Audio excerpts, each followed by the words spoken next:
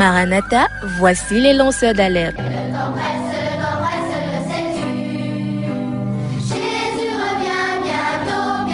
Avec vous dès le point du jour criant Maranatha, Jésus revient.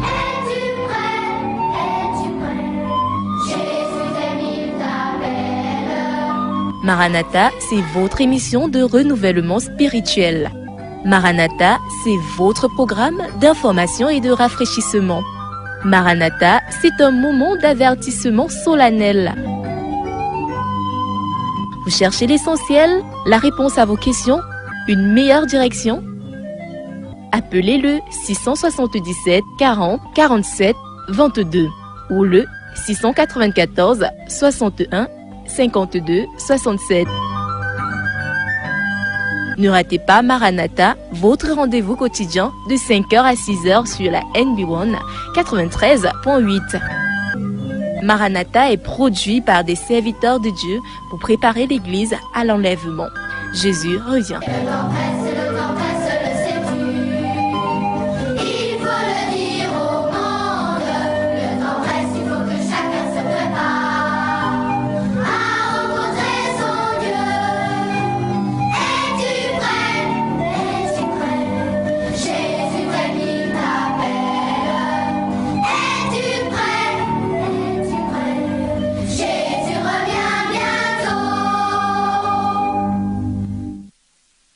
De la santé lui demande de démissionner parce que tout ce qu'il raconte sur le Covid est faux. Peut-être si le temps le permet, n'est-ce pas, je vais vous la faire écouter. Mais écoutons cet élément de la CRTV avant d'essayer de prendre le docteur Gérard Delpine. Nos autorités peuvent aussi être embrigadées, hein. Elles peuvent être contraintes. Allons-y, c'est vrai.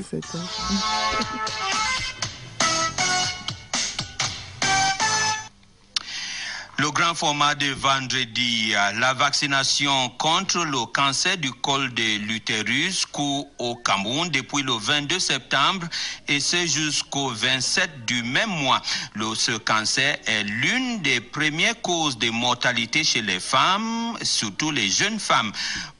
Pourtant, il a été prouvé que la vaccination des jeunes filles dès l'âge de 9 ans continue de semer le doute chez les parents. Qu'est-ce qui fait problème? Que savent les Camerounais sur la question? C'est l'objet du grand format de ce vendredi, l'enquête de Lilia Mevungo.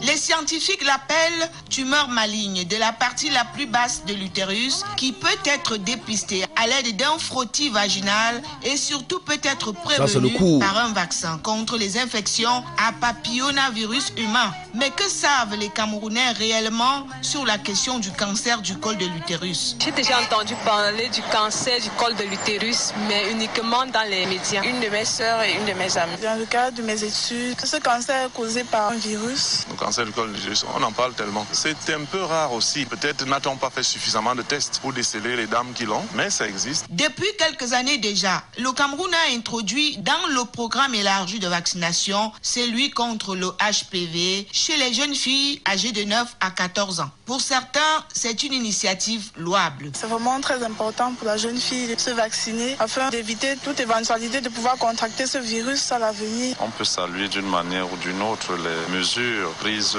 par le gouvernement, beaucoup sensibiliser de telle manière que les gens n'aient pas peur des vaccins. C'est une très bonne initiative dans la mesure où elle va permettre à détecter le cancer tôt et qu'on prenne en charge rapidement les patients. Pour d'autres, le doute continue de planer et attendent la preuve de l'innocuité de ce vaccin. La vaccination pose un énorme problème parce que dans les produits, il y a beaucoup de réticences. Sur ce vaccin, il y a une nécessité que nos scientifiques ou que notre gouvernement mettent sur pied une grosse structure qui va faire elle-même les vaccins sur place. Pourtant, les experts sont formels. Ce vaccin protège la jeune fille contre les infections causées par les virus HPV. Docteur Dinabel, oncologue à l'hôpital général de Douala. Le cancer du col de l'utérus, c'est un problème de santé publique dans notre pays. Le vaccin va permettre que la jeune fille puisse fabriquer des anticorps contre ce papillomavirus humain. Une fois que son organisme sera en contact avec ce virus, elle pourra l'éliminer plus facilement. La campagne de vaccination serait le l'occasion idéale pour que le parent fasse comprendre à la jeune fille qu'il s'agit de l'aider à éliminer les cellules cancéreuses. Professeur Anne-Esther Njomlen, présidente de l'Association camerounaise des femmes médecins. Le vaccin contre le papillomavirus va prévenir la survenue du cancer du col de l'utérus. On essaie de faire en sorte que cela devienne accessible aux jeunes filles, à condition bien sûr qu'elles n'aient pas démarré leur vie sexuelle. Ce ne sera pas la première fois qu'on vaccine. Ça a ciblé à peu près 7000 jeunes filles qui ont pu être vaccinées en 2010 et rassurer les parents qui envoient les enfants à l'école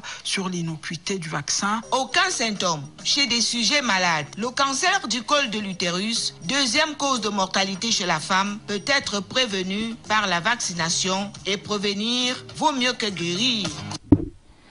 Le docteur Gérard Delpine, qu'on va chercher à joindre dans quelques instants, lui nous explique que dans la plupart des pays, au moins 4 où les jeunes filles ont été vaccinées, le nombre de cancers s'est multiplié plutôt par 2. S'il y avait 100 jeunes filles vaccinées, 200 ont eu le cancer du col de l'utérus. On va essayer de le repérer. Est-ce qu'on peut y aller? On y va?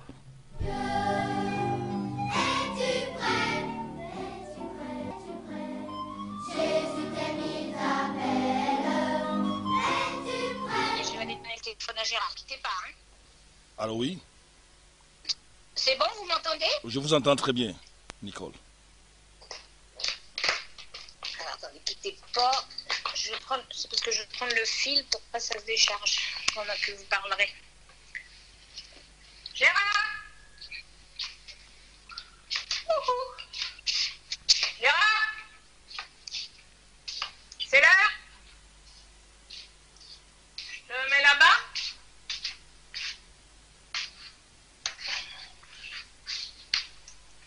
Il arrive. Alors, attendez, est-ce que j'aurais bien le branché ici? Allô? Allô? Ouais, vous nous entendez? Oui, je vous entends très bien. Donc, je pose le téléphone et théoriquement, vous pouvez parler lui aussi. D'accord, on peut y aller? Nous sommes déjà connectés là. Bon, ben, quand vous voulez. Bonjour. Gérard Delpine, bonjour. Bonjour. Bienvenue ici à notre radio 93.8. Nous émettons depuis Batamokolo, c'est à Yaoundé au Cameroun. Je veux déjà vous dire merci d'avoir accepté d'être notre invité ce matin. Oui.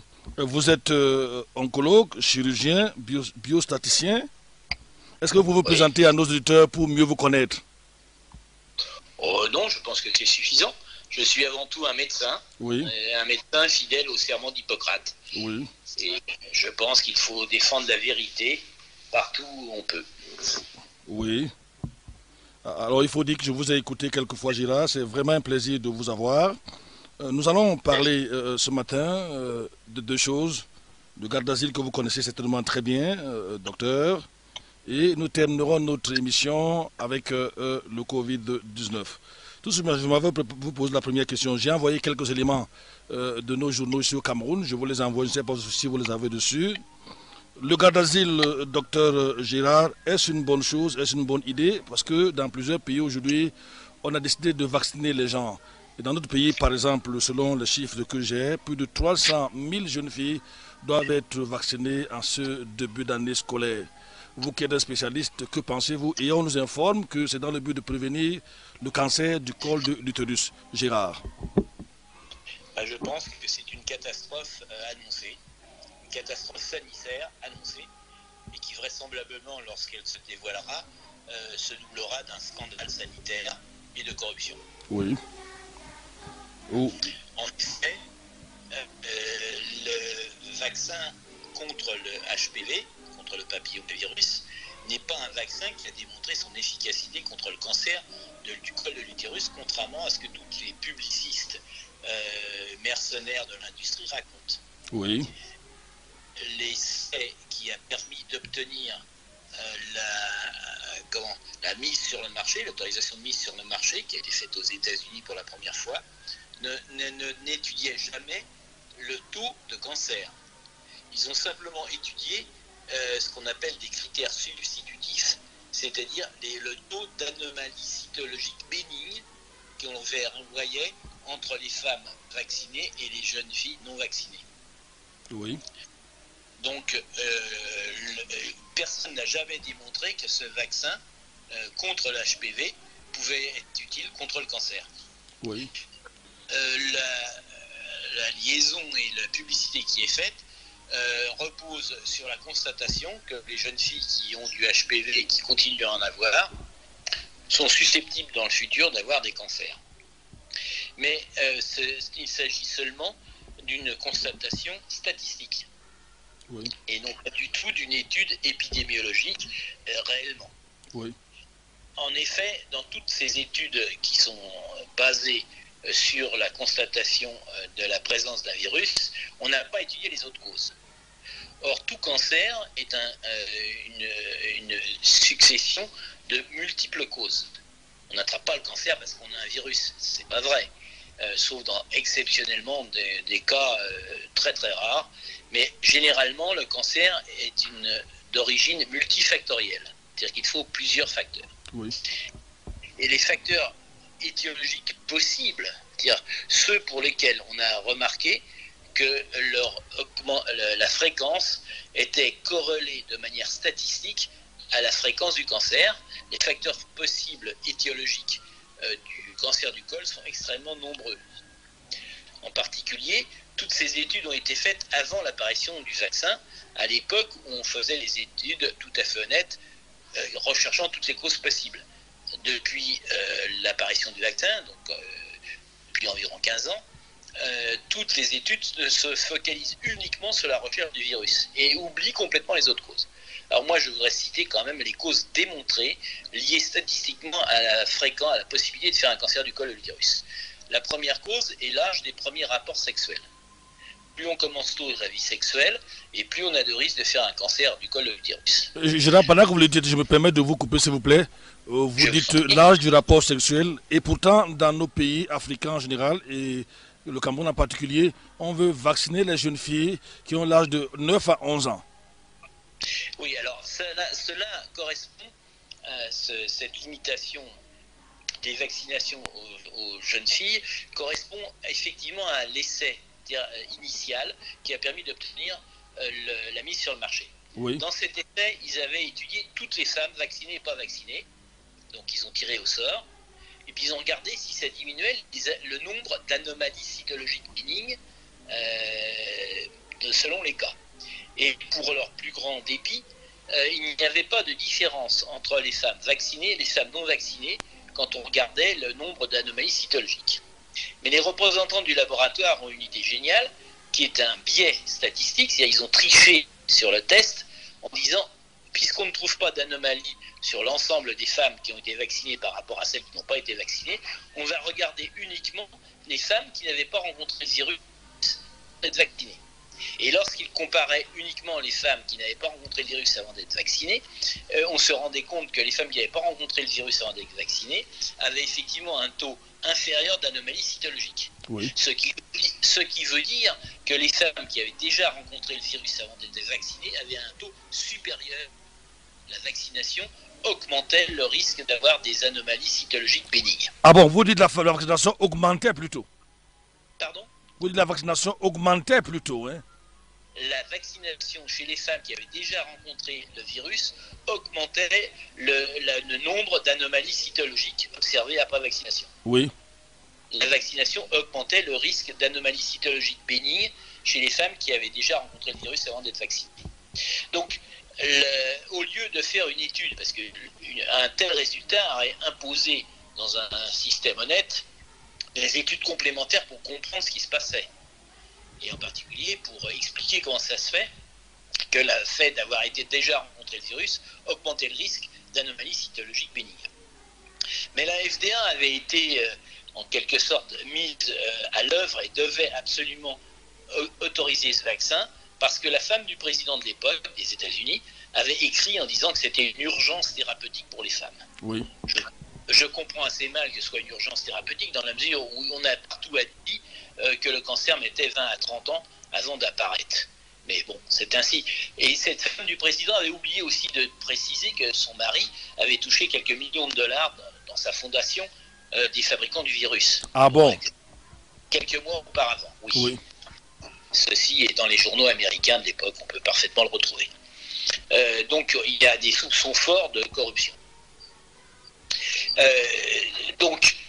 On savait, et tout le monde peut le retrouver sur Internet, lorsqu'on analyse l'essai initial du vaccin anti-HPV, le fait pour une jeune fille d'avoir déjà été contaminée par le virus fait que si elle est vaccinée, on augmente le risque de faire des anomalies cytologiques bénignes. Oui. Bon. Alors, pour savoir, en dehors du fait de l'âge des premiers rapports, d'autres facteurs étiologiques étaient très liés à la survenue d'un cancer. Il y avait le nombre de partenaires sexuels dans l'année et le nombre total. Il y avait le nombre d'infections génitales que les jeunes filles avaient pu avoir, et en particulier les infections génitales à chlamydia, avec un champignon, mais aussi à d'autres virus tels que l'herpès ou le HPV. Il y avait aussi le fait pour une jeune fille de fumer. Fumer augmente le risque de faire un cancer du col. Il y avait aussi le fait pour une femme d'avoir eu plusieurs enfants. Les femmes qui ont eu plus de 4 enfants font davantage de cancer du col que celles qui en ont moins de 4. C'est une étude scandinave tout à fait formelle. Il y avait même, mais là c'est relativement ancien, c'est dans les années 50, la preuve que dans les appartements de New York, les femmes qui faisaient de la cuisine au bois dans leur appartement avaient plus de risques de faire un cancer du col que les autres. C'est pas très étonnant puisque la cuisine au bois dégage des carbones, des oxydations de carbone cancérigènes. Donc on a tout un ensemble de faits et il n'y a pas que le virus qui est causal dans le cancer du col. Et si le virus n'est pas la seule cause du cancer du col, il est assez logique que le fait de faire disparaître le virus ne fasse pas disparaître le cancer du col. C'est un miracle. Docteur Girard, je vous pose cette question. Il y a certains pays dans le monde, je vous ai écouté quelques fois, qui ont pratiqué la vaccination contre le cancer, contre l'utérus, et vous dites que on a plutôt vu le contraire, le nombre de cancers a plutôt doublé dans ces différents pays. Oui, tout à fait. Alors nous étions un petit peu surpris de la publicité qui était faite en France d'un vaccin qui était supposé diminuer le risque de cancer. Nous étions surpris parce que nous n'avions aucun article qui nous démontrait la réalité de ce fait, annoncé publiquement, annoncé même par le gouvernement français. C'était donc une publicité mensongère. Et on a eu la curiosité de regarder ce qu'il en était. On peut regarder, puisque maintenant nous sommes en 2020, le vaccin est autorisé en 2006, et le premier pays au monde qui a utilisé largement la vaccination, qui est l'Australie, l'a utilisé dès 2007. Oui. Donc nous avons actuellement 13 ans de recul. Alors, en dehors de l'Australie, qui a été le premier pays à généraliser la vaccination scolaire, il y a aussi les pays scandinaves, tels que la Suède et la Norvège, et la Grande-Bretagne. Donc, l'Australie a utilisé la vaccination scolaire dès 2007, juillet 2007. La Grande-Bretagne dès 2008, et les pays scandinaves dès 2009-2010. Donc nous avons des reculs qui varient avec l'Australie environ de 10 ans, et avec la Grande-Bretagne de 9, et avec les pays scandinaves de 7 à 8. Alors ce qui est tout à fait frappant, alors pour évaluer ces résultats, nous avons tout simplement regardé les registres officiels des cancers. Oui. Dans ces 4 pays que je vais citer, on dispose de registres officiels du cancer qui donnent l'incidence des cancers. L'incidence est exprimée en nombre de nouveaux cas annuels pour 100 000 femmes. Oui. Donc, nous avons regardé dans ces pays comment l'incidence, la fréquence du cancer du col avait évolué dans les tranches, dans les jeunes filles qui avaient été vaccinées. Alors, malheureusement, on a de très bons registres de vaccination qui disent combien de jeunes filles ont été vaccinées, etc. Mais aucun de ces registres, bizarrement, ne s'intéresse à la survenue des cancers. Ils parlent tous des infections en montrant que ça marche bien. Alors, il est vrai que le vaccin marche contre l'infection HPV. Mais curieusement, ils évitent de parler du taux de cancer, qui est pourtant la seule chose intéressante, puisque c'est pour ça qu'on le fait. Oui. Alors, nous avons donc utilisé, nous avons comparé les incidences des cancers du col avant et après vaccination et au fil des années chez les groupes d'âge des jeunes filles les plus vaccinées. Alors en Australie, ils ont vacciné d'abord les jeunes filles scolaires jusqu'à 18 ans. Mais ils ont pensé que ce n'était pas suffisant. Et donc ils ont aussi vacciné les filles jusqu'à 26 ans. Et lorsqu'on regarde, alors, le cancer du col n'apparaît spontanément à peu près jamais avant 20 ans. Il est rarissime avant 20 ans. Oui. Donc les groupes d'âge qui nous intéressent sont à partir de 20 ans. Oui. Et c'est là qu'on peut avoir une première idée. Alors, lorsqu'on regarde l'Australie, par exemple, nous avons donc plusieurs groupes. Les dernières années correspondent à 2014. Les dernières années pour lesquelles on a les résultats. Puisque les registres du cancer publient les chiffres, mais avec un certain retard, parce qu'il faut compter, il faut analyser par groupe, etc. Donc, en 2020, nous n'avons les derniers résultats que pour 2016. Alors là, nous avons effectivement, dans le groupe d'âge des filles qui ont été vaccinées quand elles avaient 17 à 21 ans. Puisqu'en Australie, ils ont vacciné jusqu'à 26 ans. Donc les filles qui avaient 17 à 21 ans en 2007, en 2020, étaient arrivées à 30 à 34 ans. Oui. Et nous voyons la courbe d'après les registres officiels du cancer de l'Australie. La fréquence en 2007 était de 9,7 par 100 000 femmes. Elle a augmenté progressivement depuis les vaccinations pour atteindre 13,6. C'est-à-dire une augmentation d'à peu près 50%. Oui. Alors, dans ce groupe d'âge, toutes les femmes n'ont pas été vaccinées. Il n'y en a que 60% d'entre elles qui ont suivi les vaccinations dites de rattrapage. Mais il n'est pas possible que le vaccin ne soit hors de cause. Si on disait ce sont seulement les jeunes filles qui n'ont pas été vaccinées qui sont responsables de l'augmentation, il faudrait admettre que l'augmentation a été de 200%, ce qui est totalement invraisemblable.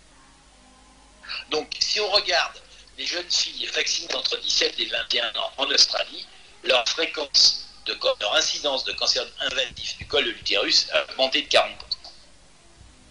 Alors, vous me direz, c'est peut-être les Australiennes âgées. Bon, alors on peut regarder celles qui ont été vaccinées lorsqu'elles avaient moins de 26 ans, c'est entre 22 et 26 ans.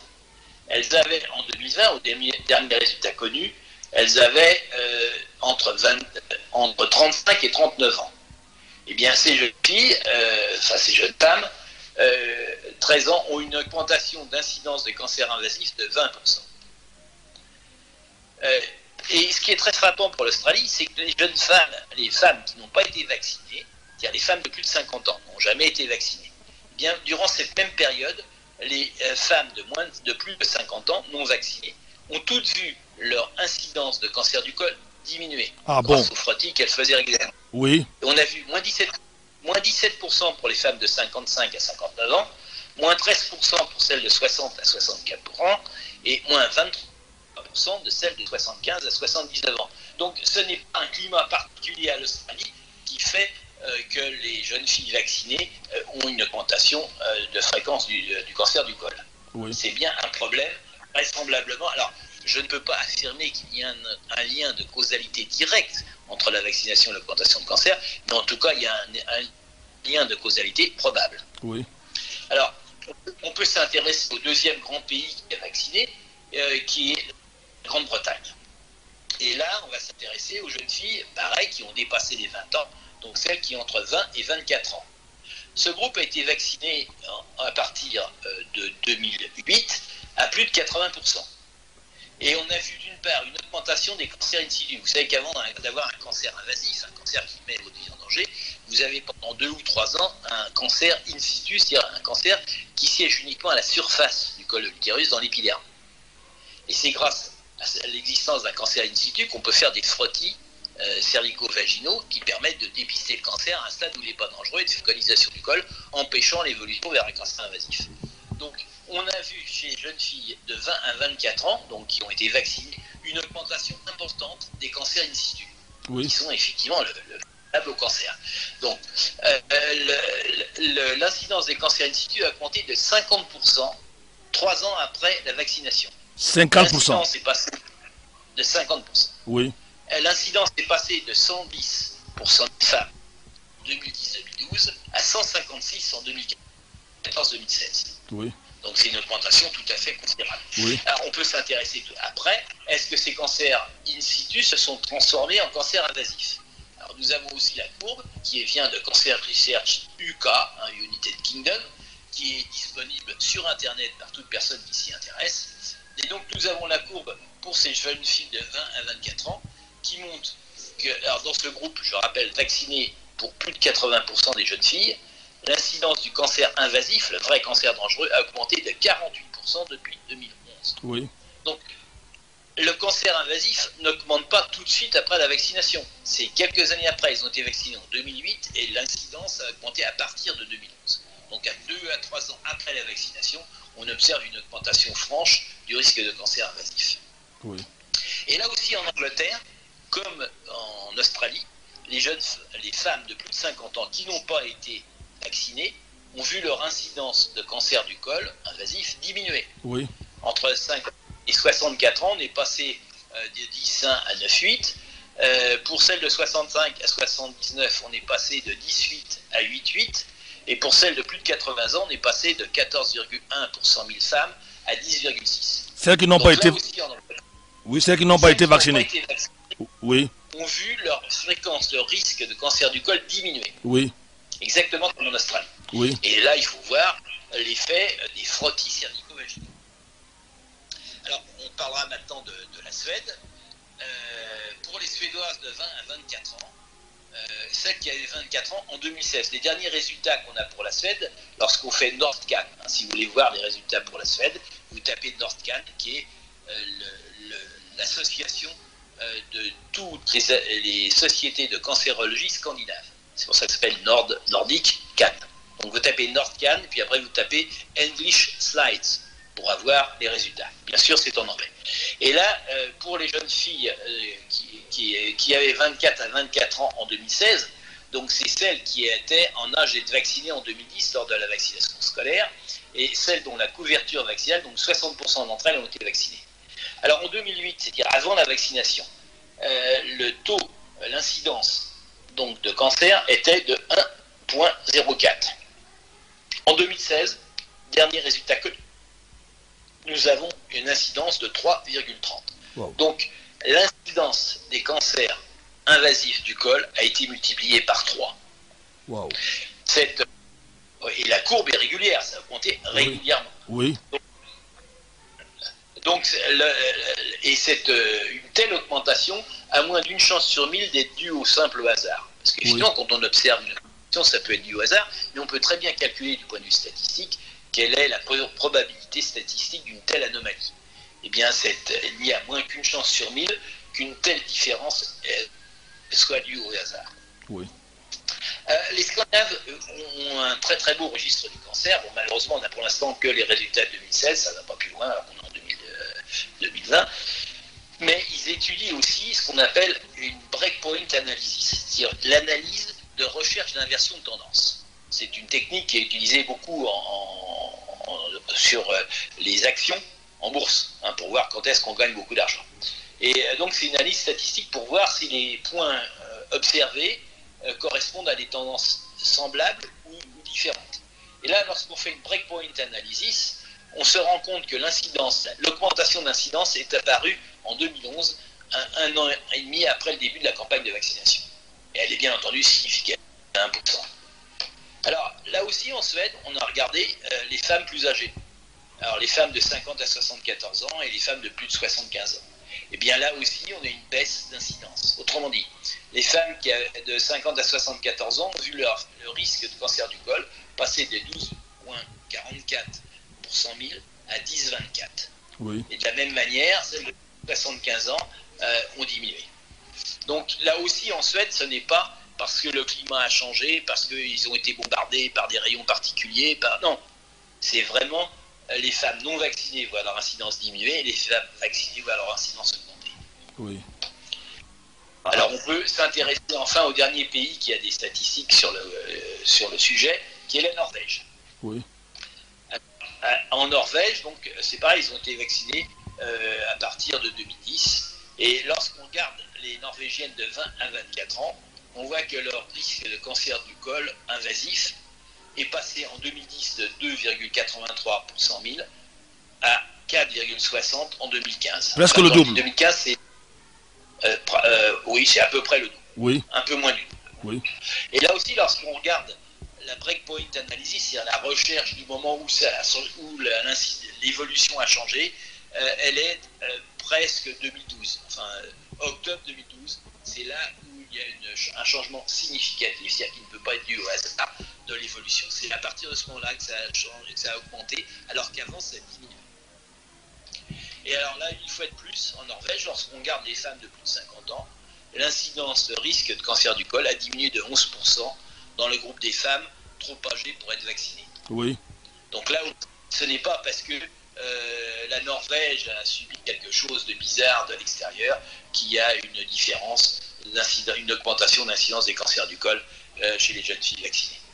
Oui. Alors, certains disent « Ah oui, mais l'Amérique, c'est formidable ».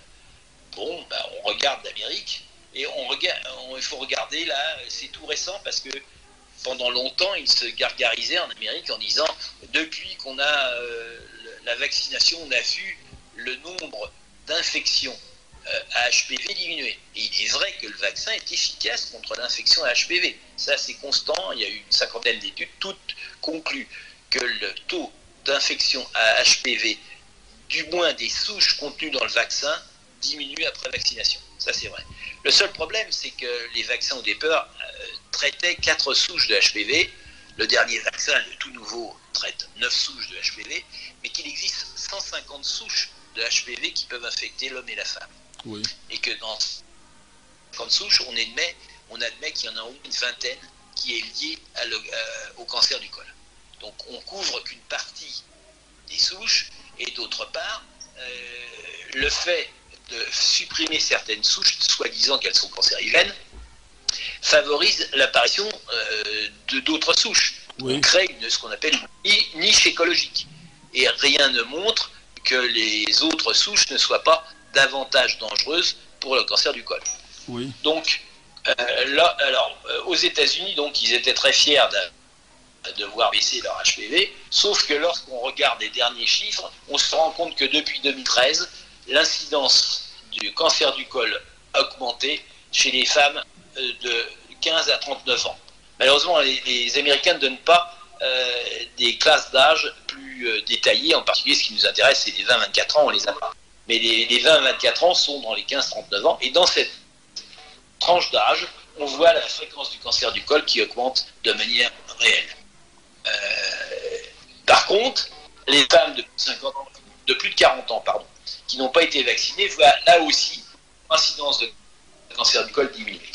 Oui. Donc on peut dire que dans tous les pays où la vaccination a été réalisée de manière généralisée, scolaire, cette vaccination a été suivie d'une augmentation du risque de cancer dans les classes d'âge vaccinées.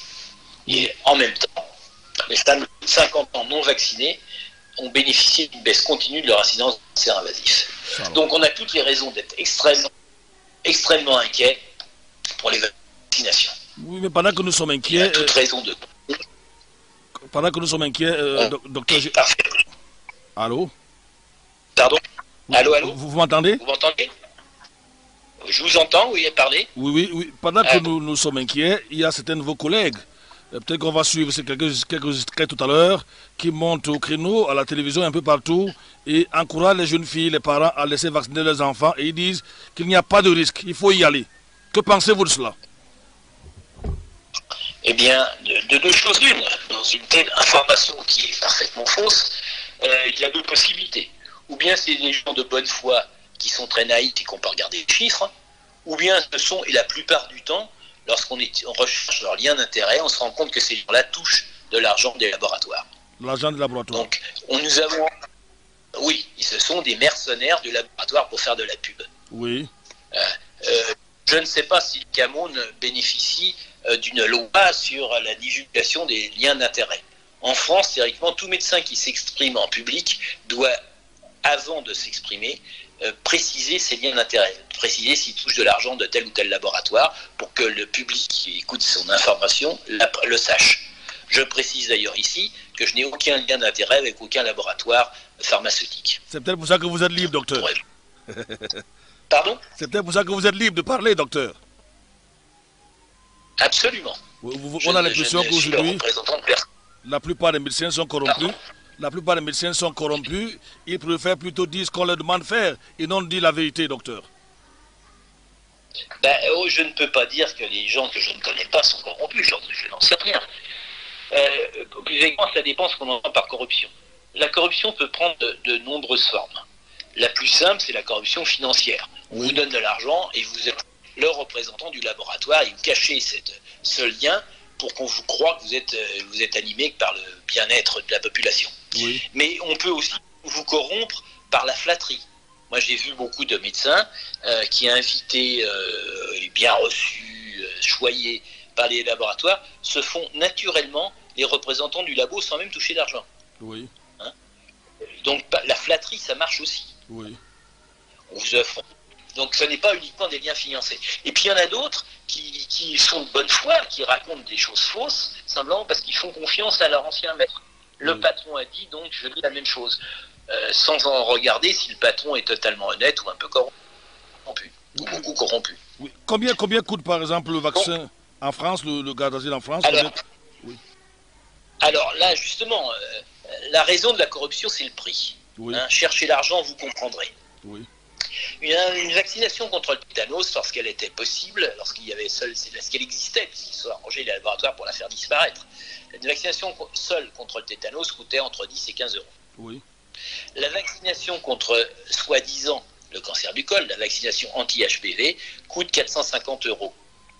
450 euros les 3 injections. Oui. Mais justement, je ne sais pas si le vaccin ne coûte pas plus cher à fabriquer. Oui. C'est-à-dire qu'il rapporte une somme considérable au laboratoire. Chaque dose rapporte environ 430 à 440 euros au laboratoire. Oui. Lorsque vous faites ça sur une population entière, c'est des milliards. C'est des milliards, des milliers de milliards, je crois. Il y a 5 milliards par an, à peu près, pour les vaccins, pour l'instant. Et le marché potentiel serait de 20 milliards si on réussit à imposer ça à l'Afrique. Justement, j'étais sur le point de vous le lancer, docteur. Avec ce coût, comment se fait-il qu'on trouve ces vaccins ou ce vaccin distribué dans nos pays africains? On ne demande pas aux parents. Les enfants sont vaccinés à l'école, en route, un peu partout.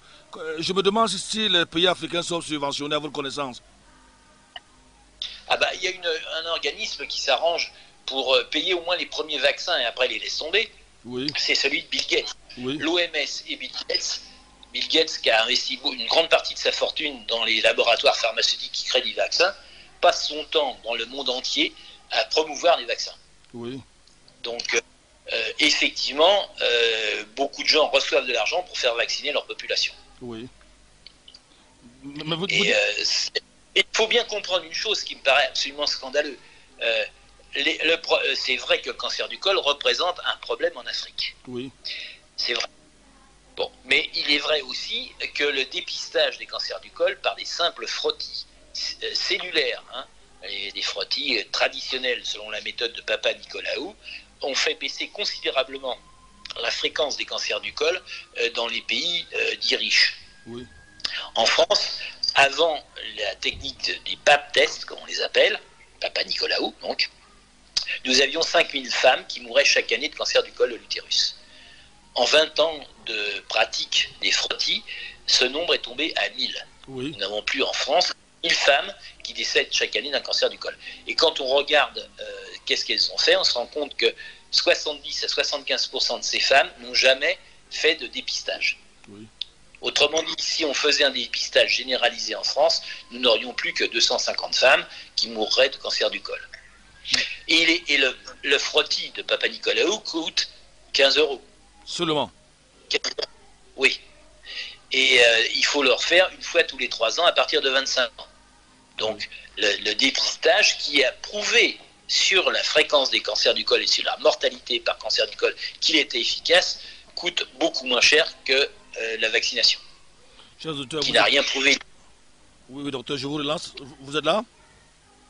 Oui, oui, tout à fait. Vous écoutez la 93.8, nous émettons depuis Batamokolo, c'est à Yaoundé au Cameroun. Nous recevons comme invité ce matin le docteur Gérard Adelpine qui nous répond depuis la France. Je crois que vous êtes à Paris, docteur, vous êtes à Paris? Oui, à Paris. Oui, je vous ai écouté. Parisienne. Vous êtes parisien.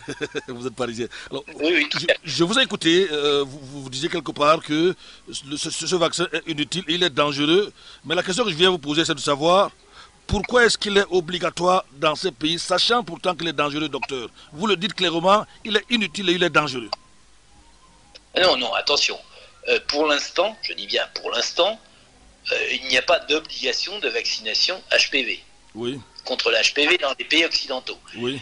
Il y a des campagnes de vaccination, il y a une publicité mensongère permanente qui recommence d'ailleurs actuellement, et il y a des tentatives des députés payés par les laboratoires pour le faire passer dans la liste des vaccinations obligatoires. Et jusqu'à présent, aucun pays n'a rendu cette vaccination obligatoire, malgré les tentatives.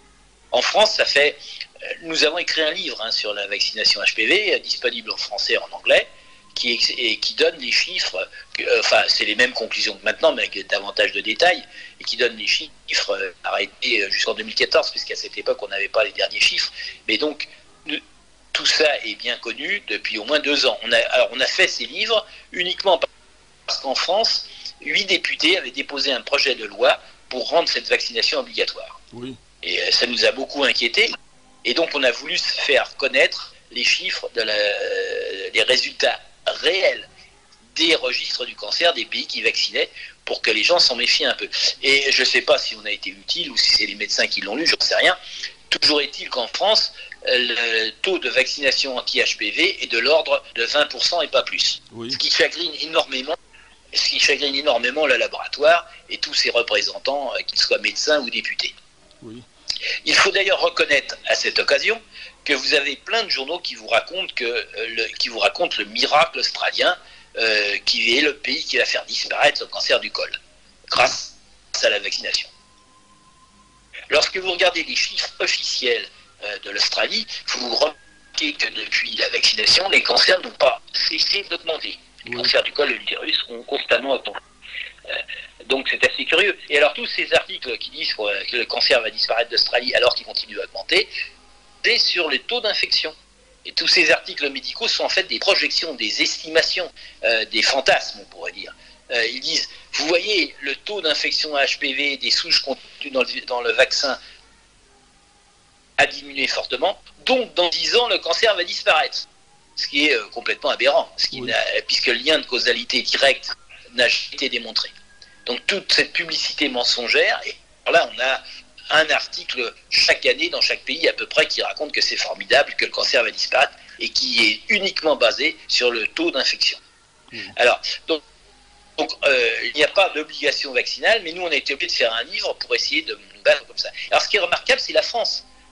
Pendant que vous avez tous ces gens qui racontent, parce qu'ils sont payés, que la vaccination fait disparaître le cancer du col, vous remarquez que la France, qui vaccine très peu, qui est un des pays de l'Ouest où la vaccination est le moins prise, puisque c'est 20%, est celle pour laquelle l'incidence du cancer du col a le plus diminué. Oui.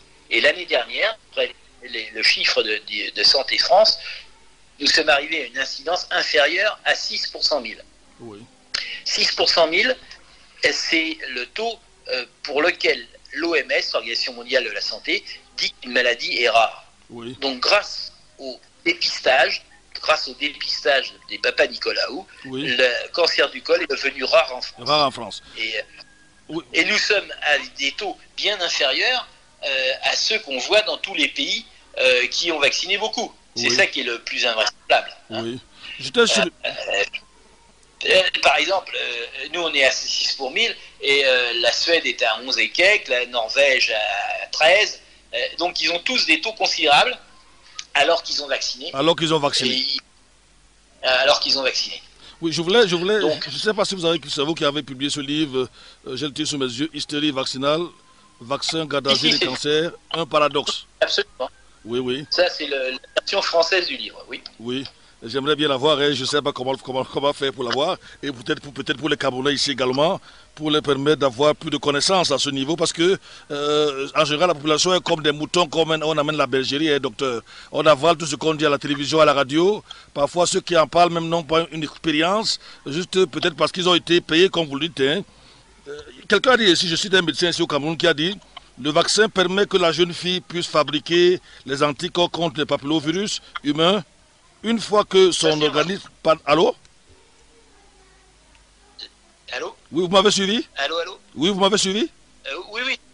Oui, tout à fait, je vous ai suivi. Bon, le fait que ça fabrique des anticorps, c'est vrai. Le fait que la fréquence des infections à papillomavirus du vaccin diminue, ça c'est vrai. Mais ce qui nous intéresse, on ne vaccine pas les jeunes filles pour diminuer leur risque d'infection. Oui. On diminue les jeunes filles, on les vaccine soi-disant pour diminuer le taux de cancer. Et là, ils sont très discrets, ils ne disent pas comment évolue le taux de cancer, puisqu'en fait, il augmente. Oui. Bon, alors, on peut aussi regarder, je n'en ai pas parlé, mais des projections. Oui. Les registres du cancer anglais et les registres du cancer scandinave font des projections sur l'avenir. C'est-à-dire, eux, ils ne font pas sur l'infection. Ils disent, voilà ce qu'on a observé dans le passé sur l'évolution des cancers du col, et voilà ce qu'on peut prévoir si l'évolution continue. Oui. Alors, en Angleterre, c'est assez catastrophique leur projection. Cancer Research UK, donc la source, vous tapez http www.cancer Research UK et vous demandez projection, risque d'évolution de l'incidence de cancer. Oui. Eh bien, ce Cancer Research UK prévoit une augmentation des cancers du col de 43% d'ici 2035. Oui. Donc, l'office chargé du cancer en Grande-Bretagne prévoit une augmentation de 43% des cancers du col d'ici 2035.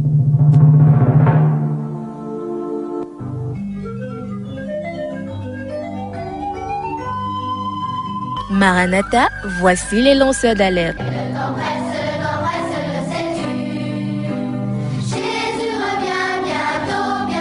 Avec vous dès le point du jour criant: Maranatha, Jésus revient.